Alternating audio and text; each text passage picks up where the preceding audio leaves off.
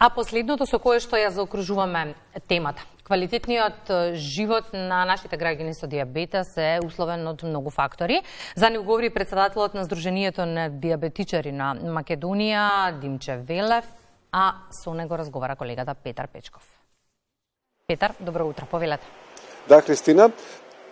Добро утро. Втор пат разговарам со Димче Велев, председателот на Сојузот на Сдружение на лица со дијабетес од Македонија. Димче, денеска е ден од светскиот ден со кој што вообичаено се подига свеста за лицата со дијабетес. Кои се содржините кои што денес вашиот сојуз ги организира за подигање на свеста и за оваа цел? Добро утро најнапред на сите гледачи. Благодарам за можноста да кажеме дека денес и ние во светските рамки одбележуваме исто како и Светската диабетолошка федерација.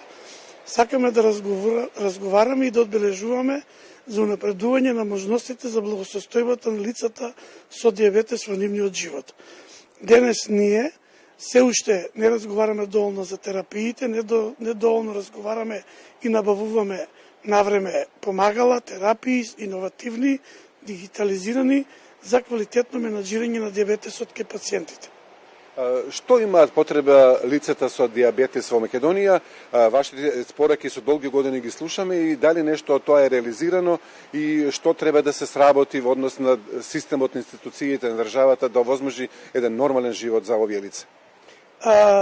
Најнапред ние имаме иновативна терапија, инсулинска, но имаме делумно или скоро незначително веќе станува антидиабетна терапија, која што мора да се стави на отворен пазар, односно достапна преку фондот за здравство во аптеките. Зборам за антидиабетната терапија. Инсулинската терапија треба да продолжи државата да ни ја дава како што е сега, за да имаме квалитетно менаџирање. Имаме само за децата и младите, скоро тоа е 10% од скупниот број на тип 1 лица со дијабетес. Таму е потребно на сите лица со тип 1 дијабетес, како и во цел свет, да имаат систем за континуирано мерење или CGM, сензорите, популарно сензори кажани, и пумпи, инсулински пумпи, за да можат нормално да функционираат 24 часа и постојано да се на работа, на училиште, редовно да ги извршуваат сите домашни и општествени функции. Понатаму нас ни се потребни глукомери, кои што се по нов модел, односно веќе постоечки модел, така наречен референтна цена, односно секој пациент од собствената маалска, од руралната аптека да ја зима на сметка на државата соодветен број на ленти и во апарат и ленти во кои што верува и во кои што и докторот има можност да врши увид. И на крајот нас не е потребни целосни сервиси, што ги викаат они услуги, односно докторите да можат да ги прегледуваат пациентите со дијабетес не само за нивото на шекерот во крвта, туку и со компликациите кои што ги имаме, срце, бубрези, очи, мозок и така натака. Значи, да имаме константни годишни или двогодишни прегледи за тие што се на инсулинска терапија. Димче, за која бројка на лица со дијабетес во Македонија зборуваме? Вашите проценки на колку се однесува лица? Колку имаат, колку се ваши членови или дали е таа бројка реална или може некои скриени? Ние немаме скриени бројки, ние знаеме дека сите, дека имаме 130.000 лица со диагноза дијабетес, милетус, значи нема тука знаеме, не знаеме. Од нив околу 3300 се тип 1 останати во Македонија, веќе 4000, че имаме иселување големо, миграцијата си го направи свето, и околу 35-6 тоа е 1000, или вариабилно е годишно, оваа година е 35.000, мислам 23-та, 35.000 лица со тип 2 кои што се на инсулин.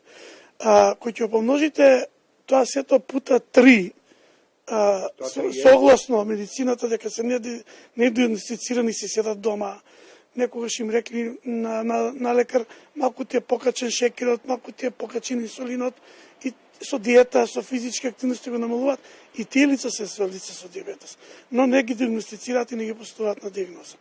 За крај на разговор, тука до вас е председателката на Сдруженијето од Велес. Што е поводот, што ќе се случува денес?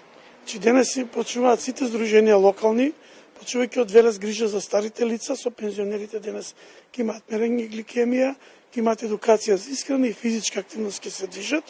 Групата на што ќе биде едуцирана од доктор Елена Ќулумова, Левкова и од председателката Ивана Кергиџозова, Трчкова.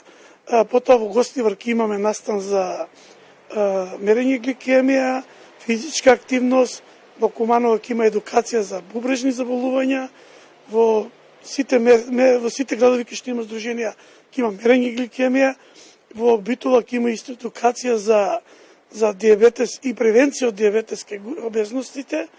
Во Скопје ќе има мерење гликемија и централниот настан денеска во Скопје е на клиниката за ендокринологија и научното здружение за ендокринолози и диабетолози со средба и пресконференција, а на Сојузот централната манифестација во сабота на 16 на плоштад, каде што ќе говориме за потребите наши, заедно со Министерство за здравство, со комисијата, национална комисија, со научното здружение и клиниката, и ќе промовираме еден многу убав труд, повеќе го нарекувам труд, книга за правилна исхрана за лицата со диабетес.